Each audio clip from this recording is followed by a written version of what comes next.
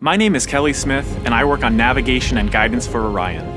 Orion is NASA's next-generation spacecraft. Built with versatility in mind, it can take astronauts deeper into space than we've ever gone before, to an asteroid or even onto Mars.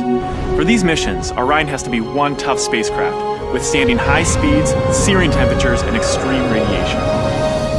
Before we can send astronauts into space on Orion, we have to test all of its systems. And there's only one way to know if we got it right: fly it in space. For Orion's first flight, no astronauts will be aboard. The spacecraft is loaded with sensors to record and measure all aspects of the flight in every detail. It all begins with launch aboard a Delta IV Heavy rocket.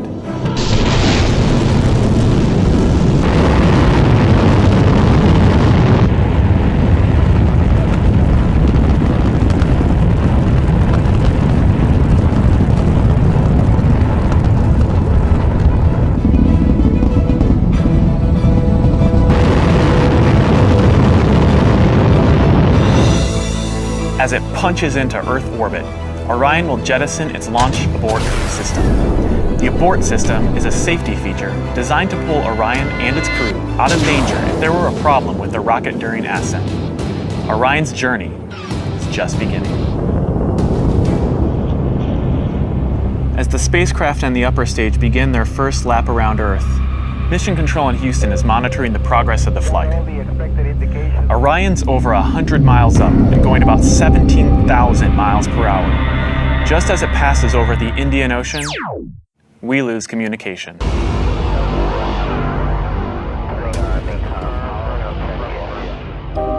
This is expected. The communications link we have through satellites to Orion is momentarily lost, but Orion continues to receive and process data. Its computers can handle 480 million instructions per second. Imagine you are traveling with Orion as the flight test continues. One orbit completed. Time to go. The upper stage of the rocket fires again. Like the setup for a roller coaster ride, this is the big climb we've been waiting for.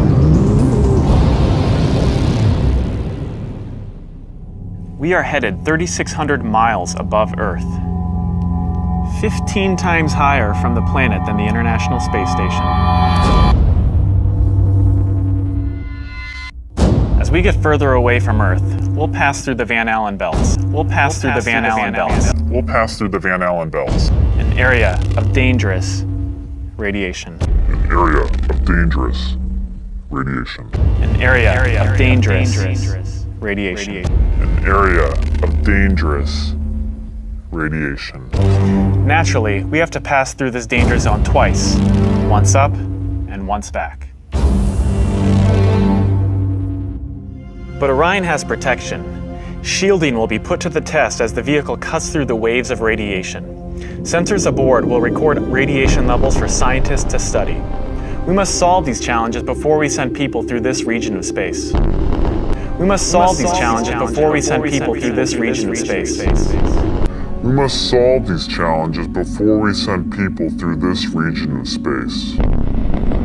We must solve these challenges before we send people through this region of space.